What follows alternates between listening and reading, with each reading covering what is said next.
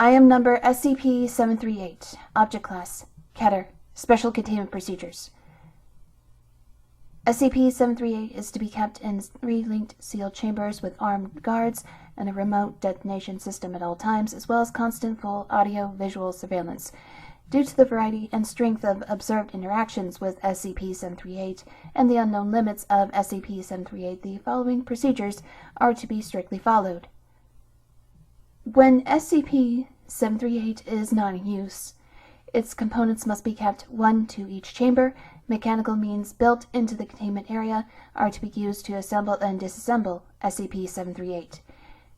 Should mechanical assembly means fail, then testing is to be cancelled until an engineer fitted with an explosive collar can be sent in to repair the systems. Said engineer is to be detonated upon any attempt to interact with any component of SCP-738. Should mechanical disassembly fail, preset-shaped charges shall be used to disassemble SCP-738. The system should then be repaired and reset by a single engineer fitted with an explosive collar. All Class D personnel used to test the device must be mildly intellectually disabled or of comparably impaired cognitive function and must be fitted with an explosive collar. This is in order to prevent them from learning too much about SCP-738 and possibly using SCP-738 in a way that is detrimental to the Foundation. Class D personnel with IQs over 60 and all other personnel are not allowed into the room containing SCP-738. Class D personnel are allowed into the room containing SCP-738 for experimentation only and are to be provided with continual instruction by research personnel.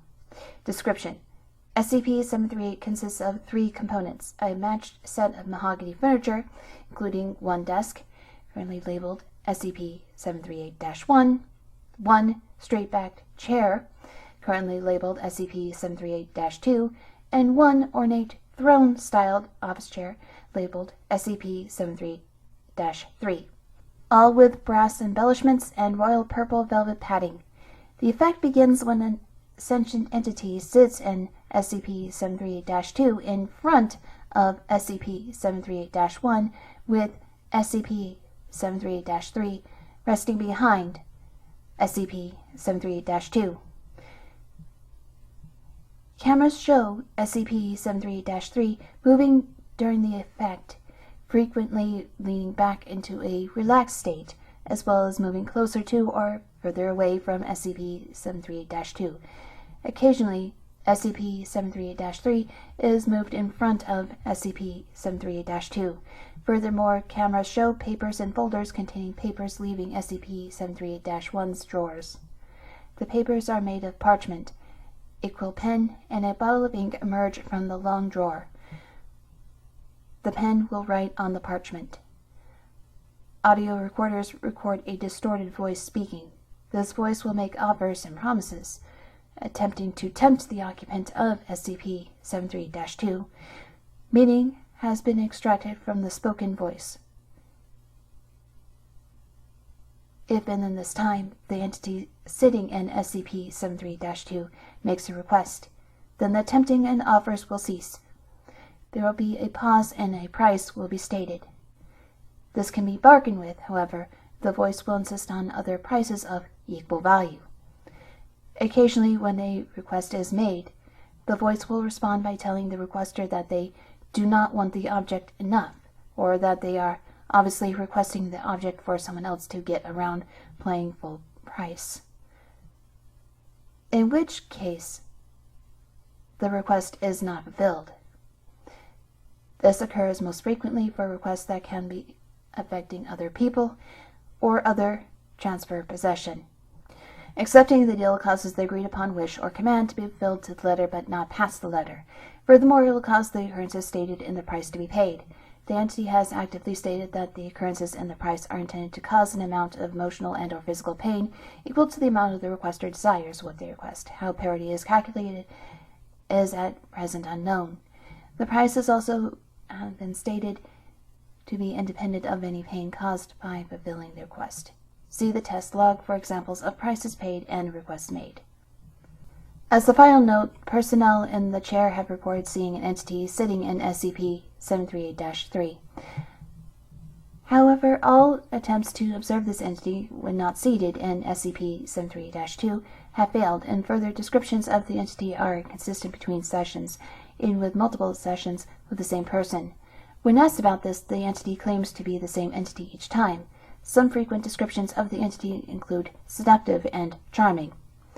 Sessions with the same person that are close in the time report similar or identical entity appearances. Sessions with different people that are close in time report different entities' appearances. Descriptions of the voice do not match the voice recorded on the equipment.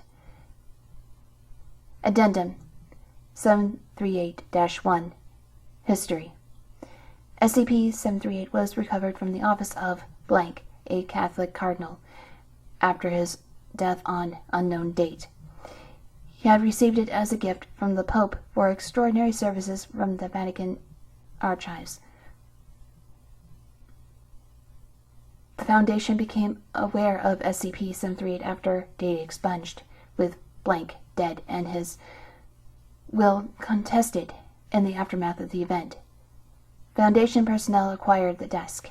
Foundation agents in the Vatican reported recovering some documents surrounding SCP-738. Addendum SCP-73-2 Test Results. Addendum SCP-73-2 Test Results. Test 1. Researcher sits in SCP-73-2 and waits. Results.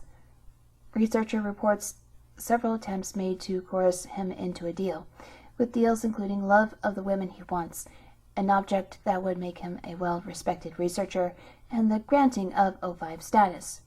Startled researcher leaves SCP-73-2, leaves room. Recordings follow statements provided.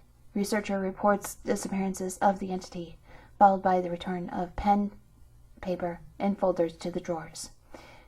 Using cameras, speed of object return clocked at over 120 minutes per second. Researcher reports seeing a man in a red and gold business suit.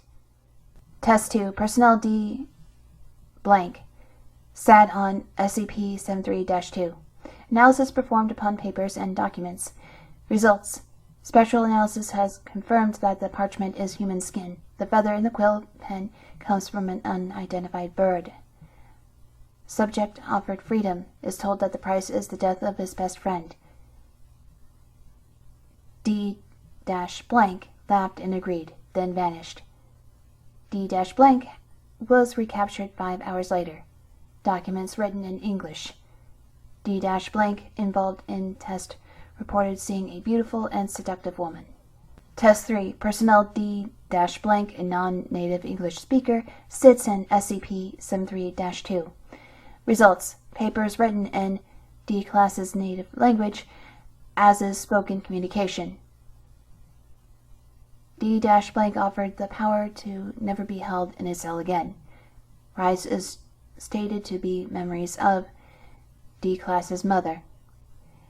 D-blank accepts offer after acceptance, data expunged, resulting in the deaths of 12 guards and D-blank. Test 4. Personnel D-class, dyslexic and seriously intellectually disabled, sits in SCP-738-2. Results. The language on the parchment appeared to be crude pictograms representing the deal, though some words in English were represented in the parchment. In general, the English was unrelated to the pictures, how they were under, and frequently insult D-class's intelligence, and state that the entity is uncertain of how much this D-class understands. D-class was offered a sloppy Joe. Price was stated to be Mopsy, a toy that D-class had been allowed to smuggle into the Foundation. D-class accepted, and food was materialized upon the desk, along with antique silverware, fine china plate, and crystal glass sippy cup, with wine-colored grape juice. D-class shows great distress upon discovering that Mopsy was missing after finishing the meal. D-class reports seeing a large pink rabbit after deal was complete, and D-class left the chair. Recorders picked up a sigh. Voice print of sigh does not match D-Class's voice. Test 4 follow-up. D-Class issued toy exactly identical to Mopsy. Result: as soon as D-Class named the toy Mopsy, it vanished. D-Class showed great emotional distress. Test 5. Destruction testing. Result: data expunged. Explosive, fire, gunshot. Mechanical wood chipper, fail. Direct attack upon the desk with axe leaves a single gash, with depth of 3 millimeters and results in data expunged, as well as death of attacking personnel. Gash remains in desk. Video logs show gash healing at a rate of 1 p.m. per day. Test 6. Researcher sits in SCP-738-2 asks, "What are you?" Result: entity taking the appearance of a large snake states, "I'm sorry, it's against policy to divulge personal details, but may I interest you in data expunged?"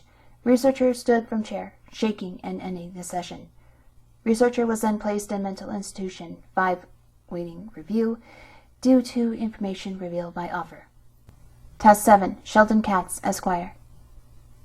Senior counsel with the Foundation's legal department.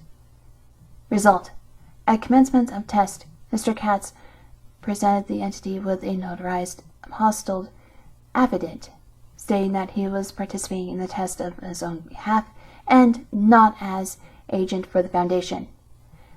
Approximately 41 hours after the commencement of the test, Mr. Katz lapsed into unconsciousness due to exhaustion.